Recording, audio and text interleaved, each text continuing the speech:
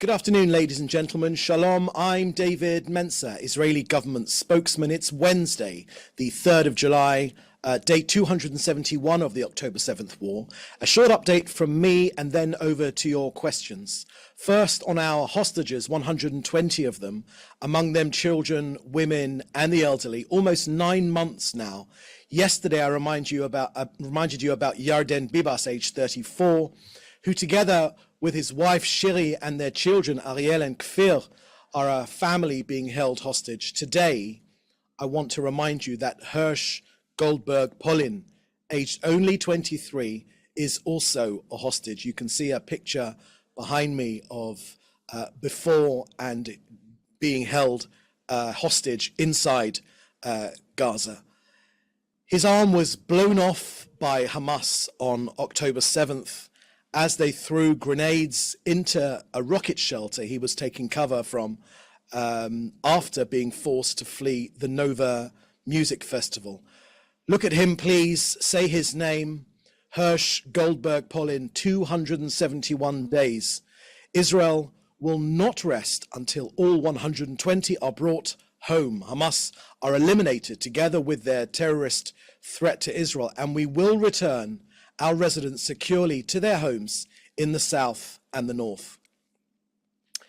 Yesterday, the Chief of General Staff, Lieutenant General Herzi Halevi, briefed on the situation in Rafah.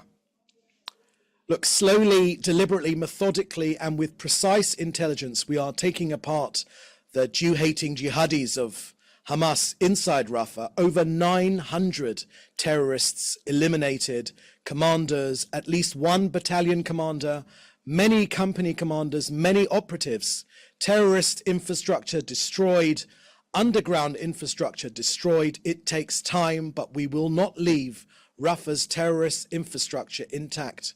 With determination, perseverance, and patience, we are wearing down the murderers and accomplishing our mission. The Hamas and Islamic Jihad terrorists are exhausted. We, on the other hand, the IDF, are energized and determined to defeat this terrorist menace.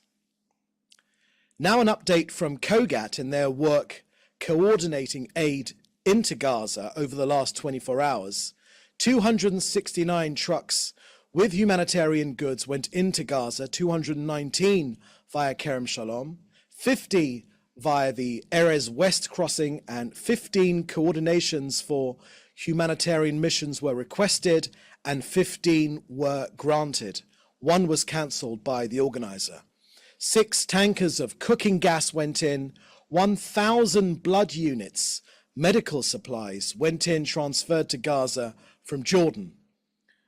You know, we've suggested many solutions to make it easier for UN aid agencies to collect the aid. What are they? I'll tell you. Alternative routes, relocating aid warehouses inside Gaza, collecting aid at different hours with private security, and many, many more. But for 3 weeks now, all we've heard is the hopeless UN telling us they're still assessing. So, as aid piles up in the sun, and those that really need it don't get it, and you can be sure that UN officials line up behind the microphones of willing media and pronounce that it's Israel's fault, of course. Look, none of this is new. In many conflicts around the world, UN food convoys are attacked by criminals. Gaza is no different. Yet only in Gaza, the UN stops collecting and distributing aid from the Kerem Shalom crossing. So we say once again, no more excuses. The UN needs to do its job. So that's the end of our briefing today. I will now take your questions, which you should put in the chat with your news outlet. Thank you very much. Okay, the first question we have here is from Jody Cohen at WION in India. Please, can you comment on reports that Israel will soon test a pilot for humanitarian enclaves or bubbles of Hamas-free zones in Gaza to be run by Palestinian unaffiliated with terror, And how are these going to be managed? When are they expected to be launched? And what guarantee will there be that Palestinians who run the enclaves will be protected from Hamas, who have vowed that no other entity would run Gaza? Thank you for that question, Jody. I've got nothing more to add beyond what the Prime Minister has laid out in a fair amount of detail previously on the day after Hamas, as it's called here. Of course, first things first, Hamas needs to be defeated for there to be a day after. But I would refer you to the Prime Minister's comments, which he made on the 23rd of June during the Channel 14 interview. Next question is from David Clement from the News Forum. The deputy of Hezbollah says a full ceasefire is the only sure path to a ceasefire on the Lebanon-Israel border. Does that change the calculation at all for the war in Gaza? Thank you very much for that question. Look, the Prime Minister has made clear, as he mentioned yesterday, that there are many people around the world making all sorts of comments like these, that Israel will be prepared to end this war before all of our objectives are achieved. Look, no matter where these points come from, I would like to make clear on behalf of the government here, unequivocally, that this will not happen. The war will end once Israel achieves all of its objectives, including the destruction of Hamas and the release of all of our hostages. The government has directed the IDF to achieve these war aims, and the IDF has all the means to achieve them. We will not capitulate to the winds of defeatism, neither wherever they come from Lebanon, from Hezbollah, or from wherever they emanate. We are inspired by the spirit of victory, said the Prime Minister. And when it comes to Hezbollah, we're going to continue to act against Hezbollah aggression. We're going to use all means necessary to restore security on our northern border and to safely return our citizens to their homes. It is Lebanon and, of course, Hezbollah, the terrorist organization, which is operating under the guidance of Iran, which bears full responsibility for the deterioration of the security situation in our north, in violation of UN Security Council resolutions 1559 and 1701. Hezbollah are a terrorist organization. They're in no position whatsoever to dictate any sort of terms. These UN resolutions are crystal clear, and Hezbollah needs to be behind the Litani River, one way or another, through diplomacy or through other means. Israel will secure its northern border. The IDF is ready. The people are united behind this objective, and we will be successful. This country's sovereign territory will be defended in the same way that any other country, any other decent country in the world would defend its own territory. Thank you. Next question from Joel Pollack at Breitbart News. Can you kindly respond to a Jerusalem Post article that alleges the Prime Minister was offered $50 million by Qatar?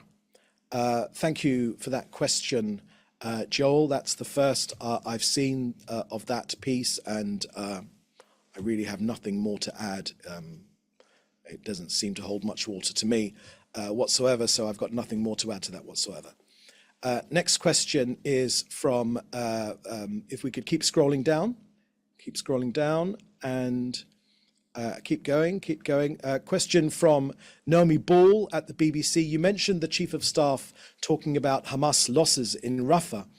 Can you give us a sense of how much control and how much of a presence you believe Hamas still has across Gaza as a whole?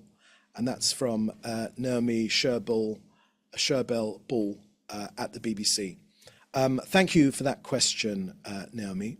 The Prime Minister has made clear over the last couple of days that the time of Hamas being able to run Gaza, or to having a control of Gaza, remember, it was our aim to destroy Hamas militarily and their governmental capabilities as well. That time is coming to an end. We have made very successful efforts to destroy this terrorist army. Most of its battalions now are smashed. The stragglers which are left behind are regrouping, but they are not organized in a way which they were before. We've had tremendous success in Rafah. We're going through those tunnels. Yesterday I released details, the IDF released details of rocket-making facilities which were uncovered in a tunnel. Again, in the Philadelphia crossing, this crossing is absolutely key because it's the lifeline for Hamas, and that's why it's so important that Israel retains control over the Philadelphia crossing, the border area between Gaza and Egypt. We know we're taking Hamas apart slowly, deliberately. We are with intelligence. We are doing it day by day. We are smashing them, smashing their battalions, and we are taking them apart. Look, I would just remind you that in the Second World War, not every single Nazi was eliminated. And in the same way, we think of our situation in the similar vein. But we know that Hamas's military and governing capabilities are being taken apart.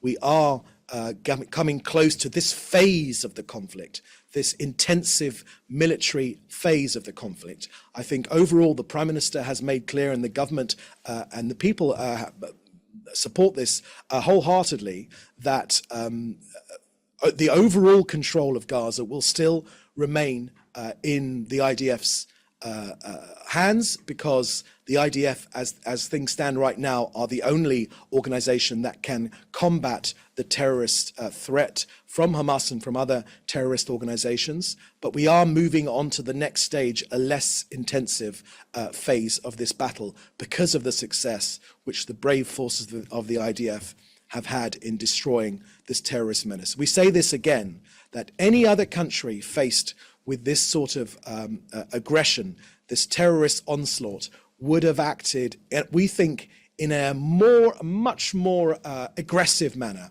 We've done this carefully, strategically, with the absolute minimum of civilian casualties. We are confident now that the civilian to combatant ratio, the terrorist to civilian ratio, is as low as 1-to-1, which is unheard of in urban conflict, in urban combat. This is a very dangerous, very difficult war scenario, but we are going through Gaza systematically, and we're trying our hardest to keep civilians out of harm's way, to finish the job for a better future, not only for Israelis, but also for Gazans as well. Next question here is from Avi Wolf from JFeed. We're receiving conflicting reports about when Israel shifts to Plan C and less intensive fighting in Rafah. What is the benchmark Israel is using for moving to that phase? Thank you very much for that, Avi. The Prime Minister made these comments, I think, a couple of days ago now, about coming close to the end of this intensive phase. This war is not over. There is more work to be done. Our Chief of Staff of the Army, Halevi, made clear in his comments last night, which I shared with you just now, and I would point you to those comments. There is more work to be done, and we will, of course, the IDF and the government will, of course, keep you updated as the situation changes. Thank you for that. Now, we've got, I think, 3 questions here from Fred Ager, and Yahya Sinwar's whereabouts are known only to 2 or 3 people, according to reports. That Sinwar will not consider exile, and is considering 2 options: stopping the war and withdrawing occupational forces, or obtaining martyrdom. Is Israel still open to a deal with Sinwar exiled from Gaza? Thank you very much for that question, Fred. The Prime Minister did speak on this point in that 23rd of June Channel 14 interview, which he made, a fairly wide-ranging interview where he dealt with this point. And I would point you to the comments he made there precisely about Sinwar. Sinwar, needless to say, is a bloodthirsty terrorist, a bloodthirsty terrorist, and I think, well, I'll leave it to the comments which the Prime Minister made. I think he very eloquently laid out the position of the government. Secondly, Axios report that Israel and the UN are in talks with Elon Musk's Starlink over the possibility to deploy satellite communication system in the Gaza Strip to increase protection for humanitarian workers. Do you confirm that Israel is concerned with that the system could fail in the hands of Hamas and make the monitoring of Hamas's communications more difficult? Thank you for that question, Fred. I've seen those reports about Starlink. We haven't got anything more to add, except to say that Hamas are, of course, a genocidal, murderous organization. There is no trust whatsoever for anything, any belief anything which comes out of Hamas's mouths. They are baby killers, beheaders of women and children, merciless, bloodthirsty murderers, a rapist regime. So you'll forgive me for not wanting to comment on anything which they have said or haven't said. But when it comes to Starlink, we haven't got anything more to add on that story. Although I have, of course, seen those reports, but we haven't got anything to release right now. And there's a final question here, I think, from Fred Ager, Labour Party leader in the UK, Keir Starmer, whose party is widely expected to win the election tomorrow, has been attacked by Conservative rifles, saying that Starmer would be a part-time Prime Minister for not working after 6 p.m. on Fridays to spend Shabbat with his family. UK government's anti-Semitism advisor slammed the comment as dangerous. Is Israel's government concerned about the significant rise of anti-Semitic rhetoric and incidents in the UK, and in particular those that occurred during the 2024 election campaign, with 4,103 instances reported and 147% rise from the previous year? Thank you for that question, Fred, about the UK general election. Look, there has, of course, been a seismic shift upwards in anti-Semitic attacks against Jewish people the world over, in London, in the UK as well.